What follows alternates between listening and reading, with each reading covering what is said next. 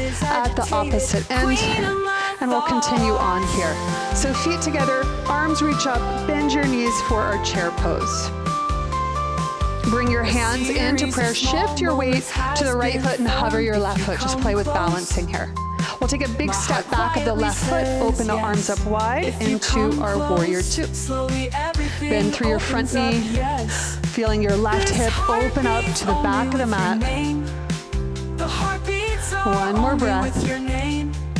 Inhale, straighten your front leg, reach your arms up. You can heel toe the back leg in a little bit. We're prepping for our triangle pose. Shift the weight forward. Hand can come to the shin, the floor, or your block, wherever you're practicing today. Chest turns to the side. Deep breaths.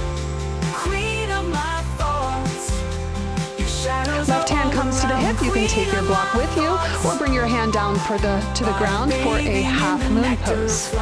So the hips are open. You're stacking your left hip on top. Soft bend in your right knee as you land the left foot and come into a star position. From here, we'll turn the heels in and bend your knees for goddess pose, and we can bend our arms here at a 90-degree angle.